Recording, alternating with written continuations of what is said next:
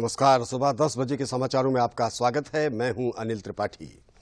सबसे पहले नजर डालते हैं इस बुलेटिन की हेडलाइंस पर।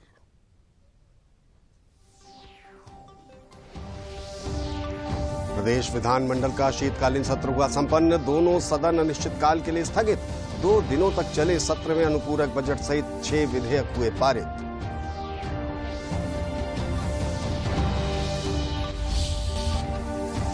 मुख्यमंत्री ने कहा, उत्तर प्रदेश को देश का ग्रोथ इंजन बनाने के लिए लाया गया है अनुपूरक बजट। निवेश के लिए देशी विदेशी लोगों को प्रदेश कर रहा है आकर्षित।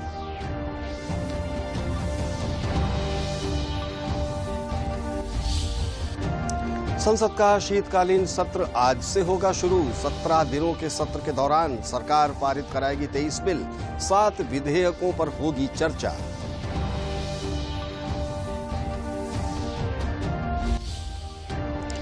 फतेहपुर में किसानों से धान की खरीद के लिए बनाए गए 65 क्रय केंद्र। अब तक 12,425 मीट्रिक टन धान की हुई खरीद। किसानों को 2,040 रुपए प्रति कुंतल का मिल रहा है दाम। और बेटियों को प्रोत्साहित करने बेटी बचाओ बेटी पढ़ाओ कार्यक्रम के तहत आकांक्षी जिले चित्रकूट में आयोजित हुआ कन्या जन्मोत्सव। बच्चियों और माताओं को मिले उपहार। अब इस बुलेटिन के समाचार विस्तार से। प्रदेश विधानमंडल का शीतकालीन सत्र कल संपन्न हो गया। विधानमंडल के दोनों सदन कल अनिश्चितकाल के लिए स्थगित कर दिए गए। विधानसभा का शीतकालीन सत्र पूर्व घोषित 3 दिनों के बजाय 2 दिनों में ही समाप्त हो गया। विधानमंडल के दोनों सदनों में कल अनुपूरक बजट के अलावा 5 अन्य विधेयक भी पारित किए गए। इनमें इंटरमीडिएट शिक्षा द्वितीय संशोधन विधेयक उत्तर प्रदेश, श्री नैमिषारण्य धाम तीर्थ विकास परिषद विधेयक, उत्तर प्रदेश क्षेत्र पंचायत तथा जिला पंचायत संशोधन विधेयक, उत्तर प्रदेश अग्निशमन तथा आपात सेवा विधेयक और उत्तर प्रदेश निरसन विधेयक शामिल हैं।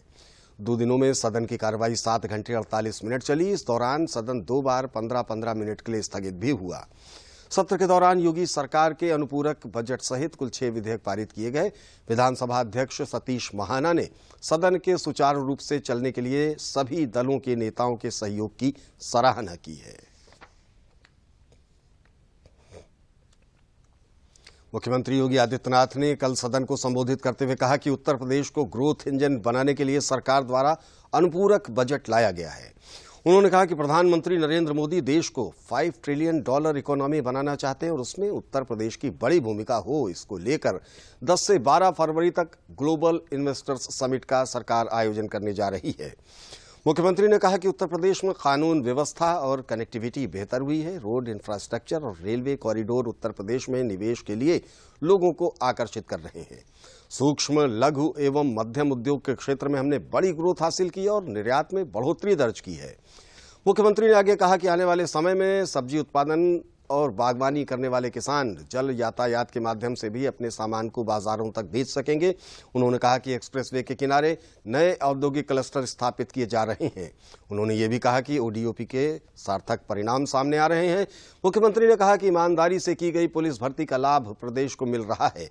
पुलिस विभाग का आधुनिकीकरण किया गया और 7 जनपदों में पुलिस कमिश्नरी व्यवस्था लागू की गई। मुख्यमंत्री ने कहा कि कोविड के दौरान हमने अपने लोगों के साथ ही बाहर से लौटे प्रदेश के नागरिकों को भोजन और स्वास्थ्य की सुविधाएं उपलब्ध कराई और वे राज्य की अर्थव्यवस्था का हिस्सा बने। इसके लिए उनकी स्किल मैपिंग कराई गई।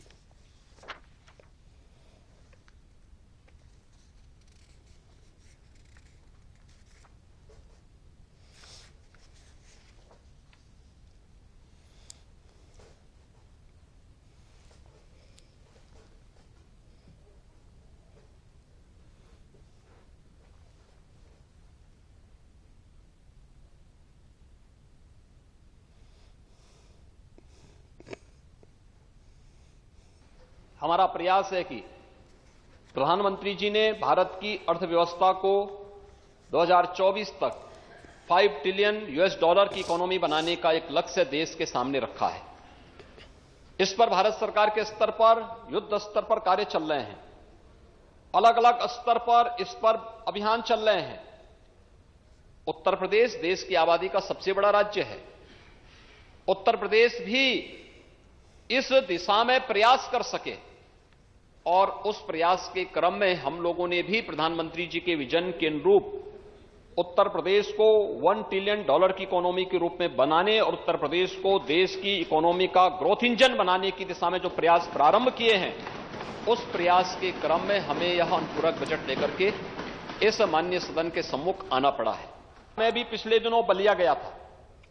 बलिया से मुझे वहां की सब्जी, वहां के अन्नदाता किसानों के द्वारा जो सब्जी उत्पादन की गई, उस सब्जी को वहां से एक्सपोर्ट करने के लिए इनलैंड वाटरवे का उपयोग करते हुए और सब्जी वहां से दूसरे देशों के लिए भेजी जा रही थी।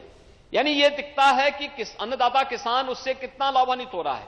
लखनऊ का आम, प्रदेश के अन्य क्षेत्रों के अंदर जो अन्नदाता किसान या हमारे जो बागवान हैं, ये फल उत्पादन का कार्य कर रहे हैं, इन्हें इसका कितना लाभ प्राप्त होने जा रहा है, यह इस एक्सपोर्ट के माध्यम से, इनलैंड वाटरवे के माध्यम से हम लोग इसको देख सकते हैं।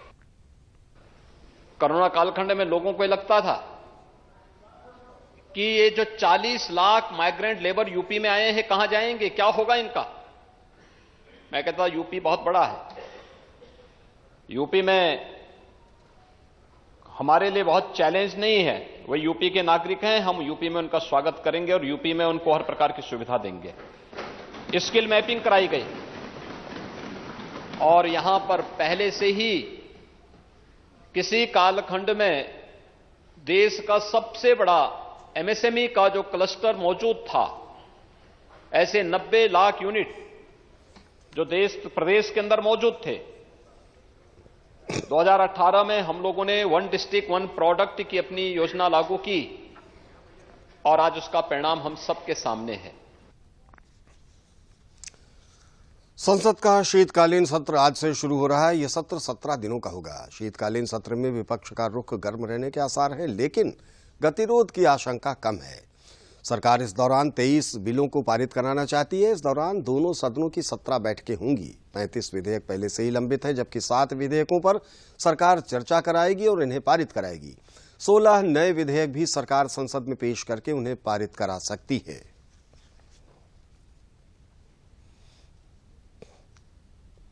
संसद के शीतकालीन सत्र से पहले केंद्र सरकार ने कल सर्वदलीय बैठक बुलाई। इस बैठक में दोनों सदनों को सुचारू रूप से चलाने को लेकर विपक्षी दलों के साथ चर्चा हुई। इसके अलावा विपक्षी नेताओं ने केंद्र सरकार के समक्ष कई मांगे उठाई।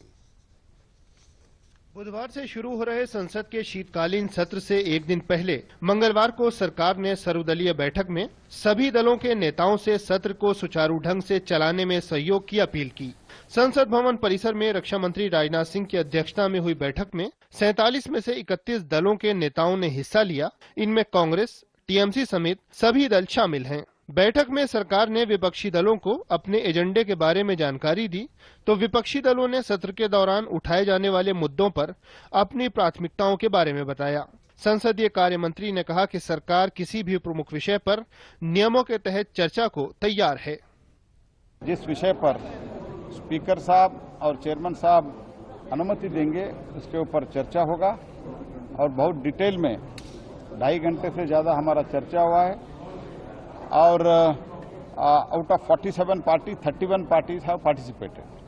कांग्रेस ने बताया कि वो सत्र के दौरान महंगाई, रोजगार के मुद्दे सहित कांग्रेस के साथ ही अन्य विपक्षी दलों ने संसद में उठाए जाने वाले मुद्दों पर अपनी प्राथमिकताएं सामने रखीं।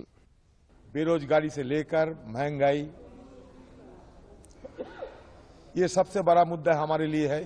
हम ये भी मुद्दा उठाना चाहते हैं कि चाइनीज बॉर्डर में, इंडो चाइना बॉर्डर में स्थिति क्या है।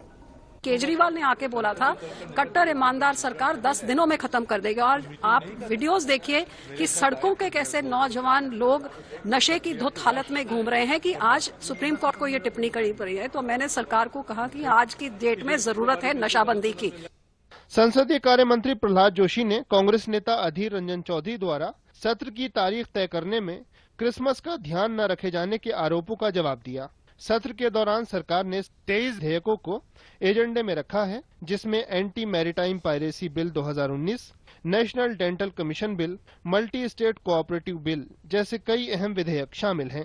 सैटरडे है, 25 संडे है, संडे के दिन क्रिसमस है। हम सब क्रिसमस मनाएंगे पूरा दिन 25 के बाद हम चर्चा ही नहीं करना, सदन चलाना ही नहीं है, ऐसा कैसे होता है? गवर्नमेंट और दूसरे स्टेट में, उनके ही स्वयं का स्टेट में सरकार के कामकाज चलता ही नहीं चलता है। ये तो telling that we are ignoring the Christmas is the most unfortunate allegation. सरकार ने कहा कि विपक्ष की ओर से कुछ सुझाव आए हैं, उन पर स्पीकर और चेयरमैन की अनुमति के बाद चर्चा होगी। सुबह सरकार द्वारा बुलाई गई सर्वदलीय बैठक के बाद शाम को लोकसभा और राज्यसभा के बिजनेस एडवाइजरी कमेटी की बैठक हुई, जिसमें सदन के कामकाज को लेकर एजेंडे पर चर्चा हुई। 4 राज्यों से संबंधित हैं, तो उसका टाइम अलॉट हुआ है। दूसरा एक मल्टी स्टेट कोऑपरेटिव का बिल था, उसके लिए टाइम अलॉट हुआ है। बाकी अन्य दलों ने अपनी बातें रखी है, तो मंत्री की चर्चा होनी है, वो स्पीकर महोदय जो तय करेंगे। सरकार हर चर्चा के लिए तैयार है, ये हमने कहा भी है। इस बीच दोपहर में एनडीए के नेताओं ने सत्र को लेकर अपनी रणनीति पर चर्चा की। गौरतलब है कि संसद का सत्र 7 दिसंबर से शुरू हो रहा है। शीतकालीन सत्र का समापन 29 दिसंबर को होना है। समाचारों का सिलसिला आगे बढ़ाने से पहले लेते हैं एक छोटा सा विराम। कुछ नहीं बेटा, कल तो इंजीनियरिंग कॉलेज जा रहा है ना। हाँ। घर से दूर पहली बार। अरे मेरी दाम, आप बात करो ना, मैं आती हूँ। क्या बात करनी है पापा? तो बेटा वो बच्चों से H4 HIV के बारे में खुल के बात करना किसी इम्तिहान से कम नहीं, पर उन्हें असुरक्षित यौन संबंध और संक्रमित सुई से बचे रहने की सलाह तो देनी पड़ेगी। तो दीजिए और कीजिए उनकी परवरिश का असली इम्तिहान पास। सरकारी अस्पताल में HIV की जांच और इलाज गुप्त और मुफ्त। HIV से बचाव, लाइफ का असली इम्तिहान। विराम के बाद दूरदर्शन समाचारों में आपका पुनः स्वागत है। बढ़ते हैं अगली खबर की तरफ। उत्तर प्रदेश सरकार मरीजों को मुफ्त और अच्छा इलाज देने के लिए लगातार काम कर रही है। जिन अस्पतालों में उपकरणों की कमी है, उनको दूर किया जा रहा है।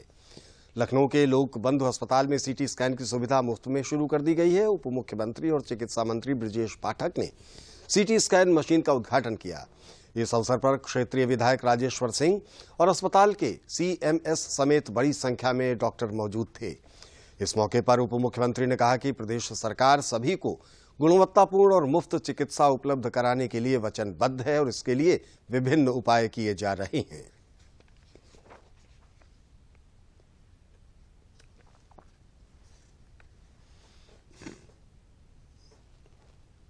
बहुत दिनों से लोगों की डिमांड थी, क्षेत्रीय विधायक जी की डिमांड थी, इसको आज पूरा किया गया है और हर स्थिति में लोगों के कल्याण के लिए हमारी सरकार काम करती रहेगी। स्वास्थ्य विभाग स्वास्थ्य सेवाओं को लेकर लगातार काम कर रहा है और इनको उच्चीकृत कर।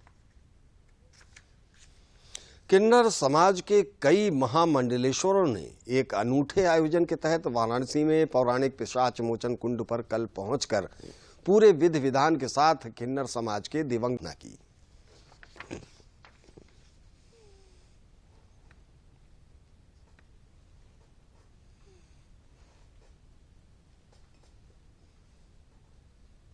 हम लोग पिशाच मोचन तीर्थ पे हर दूसरे साल आते हैं, सामूहिक पिंडदान का कार्यक्रम करते हैं। जो किन्नर अपघात में, जो हिजड़ा परंपरा में जिनका देहांत हो गया है, उस आत्मा को आगे सदगति प्राप्त हो, इसके लिए हम ये सामूहिक पिंडदान का कार्यक्रम करते हैं।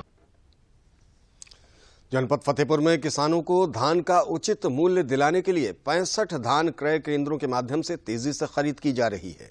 इस बार 1.58 लाख मीट्रिक टन धान खरीद का लक्ष्य मिला है, जिसके सापेक्ष 12,425 मीट्रिक टन की तौल हो चुकी है। यहां किसान 2,040 रुपए प्रति क्विंटल समर्थन मूल्य में टोकन लेकर अपना धान बेच रहे हैं। धान बिक्री के 48 घंटे के अंदर किसानों के आधार लिंक वाले खातों में सीधे धनराशि भेजी जा रही है, ताकि किसानों को धान बेचने में किसी भी प्रकार की असुविधा न हो। किसानों ने बताया कि 48 घंटे के अंदर उनके खाते में धान खरीद के पैसे पहुंच रहे हैं। पहले बिचौलियों को औने पौने दाम में बेचना पड़ता था, लेकिन अब क्रय केंद्रों में फसल का उचित दाम मिल रहा है और कोई दिक्कत भी नहीं हो रही है।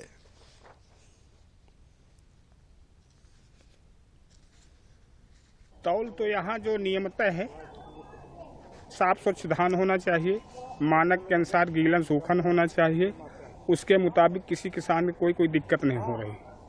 शासन की जो मंशा है कि किसान धान उपज पर अच्छी पैदा कर रहा है तो उसको सही सलामत रेट से बिक सके, समय से बिक सके, समय से उसका धन पहुंच सके।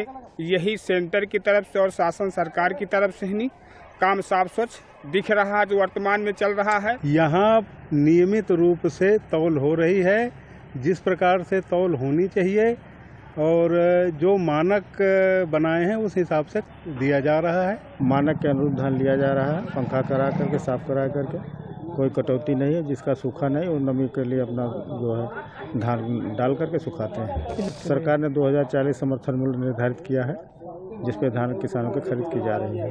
65 केंद्र इस समय जो है चल रहे हैं वहाँ पर, और खरीद जो है ये इसमें 12,425 मीट्रिक टन की हो चुकी है।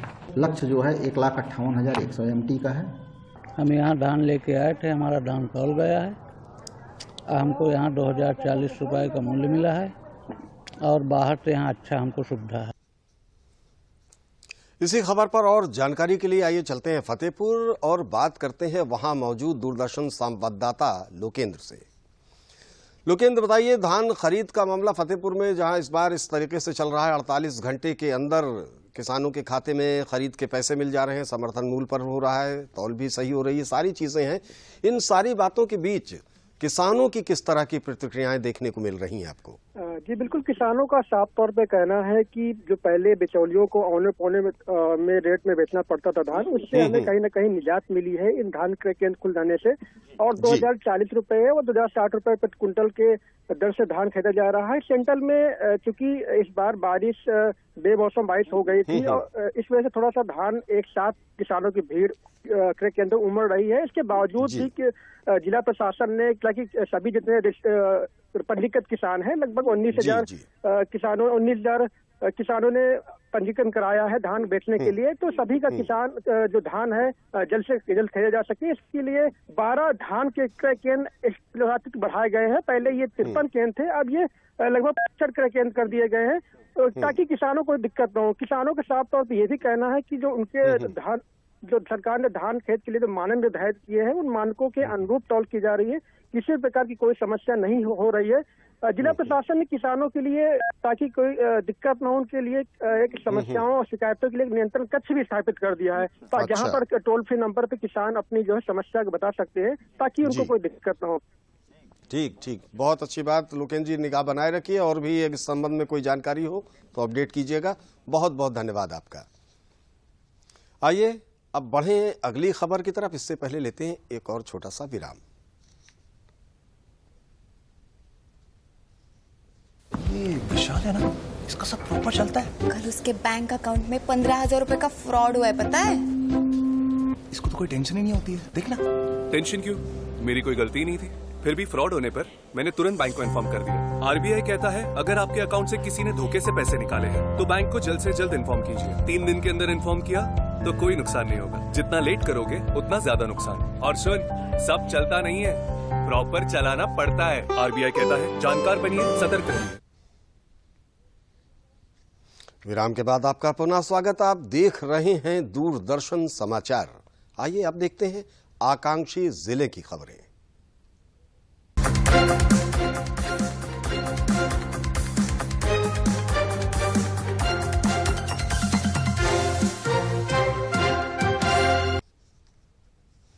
चित्रकूट में केंद्र सरकार द्वारा समाज में फैली कुरीतियों को खत्म करने और बेटियों को प्रोत्साहित करने के उद्देश्य से बेटी बचाओ बेटी पढ़ाओ कार्यक्रम चलाया जा रहा है। इसी कड़ी में आकांक्षी जनपद चित्रकूट में महिला एवं बाल विकास विभाग द्वारा बेटी बचाओ बेटी पढ़ाओ कार्यक्रम के अंतर्गत संयुक्त जिला चिकित्सालय चित्रकूट में जन्म लेने वाली 5 कन्याओं का जन्मदिन कन्या जन्मोत्सव के रूप में मनाया गया। इस अवसर पर जिलाधिकारी अभिषेक आनंद और मुख्य विकास अधिकारी अमृतपाल कौर ने बच्चियों के जन्मोत्सव पर बच्चियों की माताओं को उपहार में बेबी किट देकर बधाई दी और बच्चियों के उज्जवल भविष्य के लिए सरकार द्वारा चलाई जा रही योजनाओं की जानकारी भी दी।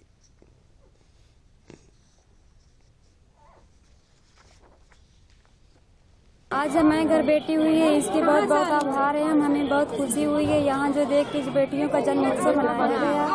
हमें बहुत खुशी लगी। हम आगे चल के अपने बच्चों को बेटियों को पढ़ाएंगे लिखाएंगे, बहुत आगे तक बढ़ाएंगे। हमको बहुत अच्छा लगा यहाँ केक काटा और लगता है कि खुशी इसी तरह होती रहे, सरकार बेटियों को बहुत बढ़ाया दे दिया, लड़का लड़की के कोई फर्क नहीं है, सबको बराबर करिए जाए। खुशी हो गई सब लोगों को और बच्ची को जन्मदिन मनाया गया। सरकार की एक स्कीम है बेटी बचाओ बेटी पढ़ाओ, जिसके अंतर्गत जो हमारा लिंगानुपात है बच्चियों का और बच्चों का लिंग, उसको जो है संतुलित करने के लिए बहुत सारे कार्यक्रम कराए जा रहे हैं। इसमें कन्या जन्मोत्सव की शुरुआत आज यहाँ की गई, जिनमें जनपद के जिलाधिकारी महोदय, जिला पंचायत अध्यक्ष, जो राजनेता है वो और प्रशासन के अधिकारी ने शुरुआत की। और यह कार्यक्रम हर जो है PSC CSC में आयोजित होगा और ये जिला चिकित्सालय में हर सप्ताह आयोजित होगा। आज प्रोबेशन विभाग के बेटी बचाओ बेटी पढ़ाओ स्कीम के अंदर इसको बड़े स्तर पर आयोजन किया गया है और भी बेटी बचाओ बेटी पढ़ाओ के अंदर हम लोग और भी इसमें आयोजन कर रहे हैं। इसमें खेल कार्यक्रमों का भी आयोजन है ब्लॉक स्तरीय और उसको फिर हम यहाँ पे डिस्ट्रिक्ट स्टेडियम में फाइनल के रूप में कम्प्लीट करेंगे। और ये जो कन्या जन्मोत्सव है ये अलग अलग PSC CSC में भी इसका आयोजन कराया। आजमगढ़ में मत्स्य विभाग की प्रधानमंत्री मत्स्य संपदा योजना तेजी से चल रही है। योजना के तहत जिला स्तरीय समिति की बैठक में पहली बार ई-लॉटरी व्यवस्था से नव युवकों को रोजगार दिया गया। ये कार्यक्रम जिलाधिकारी विशाल भारद्वाज की अध्यक्षता में आयोजित किया गया। मत्स्य विभाग के मुख्य कार्यकारी अधिकारी राजकुमार ने बताया कि प्रधानमंत्री मत्स्य संपदा योजना की विभिन्न परियोजनाओं में पोर्टल पर कुल 2214 ऑनलाइन आवेदन अपलोड किए गए, जिनके परीक्षण के बाद कुल 820 आवेदन पात्र और 1394 आवेदन अपात्र पाए गए। प्रधानमंत्री मत्स्य संपदा योजना के लाभार्थी चयन की वरीयता और प्रतीक्षा सूची राज्य स्तरीय समिति को प्रेषित की जाएगी। प्रधानमंत्री मत्स्य संपदा योजना 2020-21 से 24-25 तक के लिए संचालित है। 2022-23 के लिए विभागीय पोर्टल पर ऑनलाइन आवेदन पत्र आमंत्रित किए गए थे, जो 1 जुलाई से 30 सितंबर तक चला है। इसमें हमारे 2214 आवेदन कुल जो है अपलोड किए गए थे। इसका अभिलेखी और भौतिक सर्वे किया गया, जिसमें 820 आवेदन पात्र पाए गए। पहली बार इस पात्रता के अनुसार जो है पात्र में से जो हमारे लाभार्थी चयन है वो ई-लॉटरी के माध्यम से किया जाना है और ये प्रक्रियाधीन है। कानपुर देहात जिले के एक शिक्षक ने आंखों की रोशनी न होने के बाद भी अपनी पढ़ाई पूरी की और वे अब स्कूल में पढ़ाई कराकर ज्ञान के प्रकाश के जरिए बच्चों का जीवन रोशन कर रहे हैं। कानपुर देहात के झींझक कस्बे के पास उड़नवापुर गांव के प्राथमिक स्कूल में पदस्थ नेत्रहीन शिक्षक की आंखों की रोशनी करीब 22 साल पहले एक हादसे में चली गई थी। आंखों की रोशनी न होने के बावजूद गणेश दत्त द्विवेदी पढ़ाई पूरी करने के बाद सहायक अध्यापक बने और वे कानपुर देहात जिले में पिछले 13 साल से उड़नवापुर के प्राथमिक विद्यालय में प्रधानाध्यापक के रूप में बच्चों को पढ़ा रहे हैं। संस्थान है, उसमें ऑडियो लाइब्रेरी है, तो उसको जब कोई सिलेबस पढ़ाई के लिए होता तो उनको बताते तो कैसेट उनको उपलब्ध कराते थे, तो उससे रिकॉर्ड सुन करके उसको याद करते थे और नोट्स वगैरह होते घर में भाई बड़ी बहन वो पढ़ के सुनाते तो परीक्षा की तैयारी से लेखक मिलता था तो उसको क्वेश्चन बोलता, उसको आंसर बताते, ऐसे में जो है सारी परीक्षाएं पास की। हमारे लिए बहुत गर्व का विषय है कि कानपुर देहात के ब्लॉक झिंझक में गणेश दत्त द्विवेदी नाम के एक शिक्षक हैं जो कि उड़नवापुर प्राथमिक विद्यालय में पढ़ाते हैं। वो नेत्रहीन है लेकिन लगातार वो वहाँ पढ़ा रहे हैं, बच्चों को ज्ञान दे रहे हैं और बच्चे उनसे बहुत कुछ सीख रहे हैं। और कहीं ना कहीं ये संदेश सभी शिक्षकों के लिए, हम सबके लिए है कि चाहे शारीरिक कोई भी बाध्यता हो लेकिन वो हमें कुछ अच्छा करने से कभी रोक नहीं सकते। तो हमें उनसे सीखना चाहिए और इसी तरीके से हम सभी को आगे बढ़ना चाहिए और कुछ अच्छा समाज के लिए करना चाहिए। और अब एक दिलचस्प खबर, योगी सरकार सड़क को गड्ढा मुक्त करने की कवायद में जुटी है, लेकिन अभी भी कई ऐसी सड़कें हैं जहां गड्ढे और सड़कें खराब स्थिति में हैं। कुछ ऐसी खराब सड़कों और गंदगी से परेशान 7 दिसंबर यानी आज दुल्हन बनने जा रही एक युवती ने योगी आदित्यनाथ के ट्विटर हैंडल पर ट्वीट के माध्यम से मुख्यमंत्री को अपनी शादी का निमंत्रण पत्र भेजकर आने का आग्रह किया। साथ ही आने के लिए रास्ता सही न होने के कारण सड़क बनवाने की अपील की ताकि शादी में आने वाले मेहमान और योगी आदित्यनाथ को उनके घर तक आने में किसी प्रकार की दिक्कत न हो। युवती के मुताबिक पिछले कई सालों से उसके घर की ओर जा रही सड़क नहीं बन रही थी। परिणाम यह है कि प्रयागराज नगर निगम ने घर के बगल पड़ी गंदगी के अंबार को साफ करवाते हुए 7 दिसंबर से पहले सड़क बनाकर तैयार कर दी।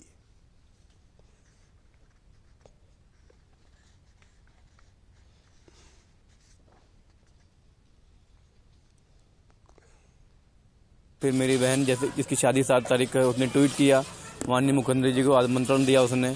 तो अब जिसका असर आप देख रहे हैं कि हमारी रोड बनना स्टार्ट हो गई है, जो कि उम्मीद है कि 7 तारीख से पहले बन जाएगी। तो मुख्यमंत्री जी का बहुत बहुत आभार व्यक्त करते हैं। नगर आयुक्त साहब द्वारा इस सड़क पे आदेश आया कि इसको तत्काल प्रभाव से बनाया जाए, इसलिए कार्य। राजस्थान के उदयपुर में भारत की अध्यक्षता में G20 शेरपा बैठक में चर्चाओं का दौर कल संपन्न हुआ। इस दौरान प्रमुख वैश्विक मुद्दों पर विचार विमर्श हुआ। G20 शेरपा अमिताभ कांत ने भारत द्वारा निर्धारित प्राथमिकताओं के प्रति समर्थन जताने के लिए प्रतिनिधिमंडलों का आभार व्यक्त किया। बैठक के बाद सभी शेरपा शिल्पग्राम गए। वहां वे भारतीय कला और संस्कृति से मंत्रमुग्ध नजर आए। भारत की अध्यक्षता में G20 शेरपा की पहली बैठक में विभिन्न मुद्दों पर 2 दिन का गहन मंथन मंगलवार को संपन्न हो गया। मंगलवार को जिन विषयों पर चर्चा हुई उनमें समावेशी विकास, बहुपक्षवाद और महिलाओं के नेतृत्व में विकास के साथ साथ खाद्य, ईंधन और उर्वरक, पर्यटन और संस्कृति से जुड़े मामले शामिल हैं। G20 शेरपा अमिताभ कांत ने भारत की प्राथमिकताओं पर भागीदारों द्वारा दिए गए समर्थन की सराहना की। We are delighted. First of all, we've been able to give them a great feel and flavor of India. We've been able to put out a very ambitious agenda. We've been able to bring everybody on board, and we've tried to set, as the Prime Minister said, a very decisive, a very ambitious and a very reform-oriented agenda for India. बैठक में शामिल विदेशी शेरपाओं ने अहम मुद्दों पर अपने देश का पक्ष रखा। This was a really important meeting for India because they presented their priorities and they had to convince the rest of the G20 of their priorities, and they did. It was a very strong success for India to showcase their plans for the presidency. मूल सत्रों के बाद G20 शेरपाओं और प्रतिनिधि मंडलों के लिए जाने माने शिल्पग्राम का दौरा किया गया। शिल्प ग्राम की वास्तुकला और प्रदर्शित की गई राजस्थानी कला और शिल्प की विविधता ने सबका मन मोह लिया। शिल्प ग्राम और राजस्थान की कला संस्कृति ने सभी मेहमानों को मंत्रमुग्ध कर दिया और उन्होंने भारत की मेजबानी की सराहना की। Grateful for the Indian government for having organized this first Sherpa meeting, which was fantastic. The hospitality has been amazing. We are really getting to know the diversity of the Indian culture, and we are here today in this crafts village, which is really a privilege for me. 3 दिनों के दौरान समकालीन वैश्विक, सामाजिक, आर्थिक और भू राजनीतिक चिंताओं को ध्यान में रखकर भविष्य की रणनीति पर चिंतन हुआ। विचारों का ये आदान प्रदान भारत की अध्यक्षता में G20 समूह। प्रदेश विधानमंडल का शीतकालीन सत्र हुआ संपन्न। दोनों सदन अनिश्चित काल के लिए स्थगित। 2 दिनों तक चले सत्र में अनुपूरक बजट सहित 6 विधेयक हुए पारित।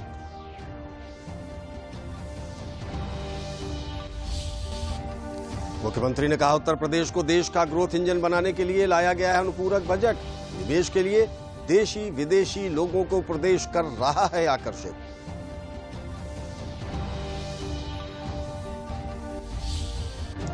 संसद का शीतकालीन सत्र आज से होगा शुरू। 17 दिनों के सत्र के दौरान सरकार पारित कराएगी 23 बिल। 7 विधेयकों पर होगी चर्चा।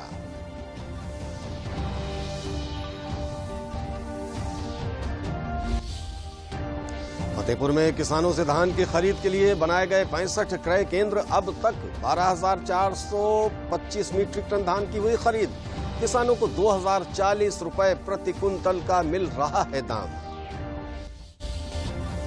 और बेटियों को प्रोत्साहित करने बेटी बचाओ बेटी पढ़ाओ कार्यक्रम के तहत आकांक्षी जिले चित्रकूट में आयोजित हुआ कन्या जन्मोत्सव। बच्चियों और माताओं को मिले उपहार।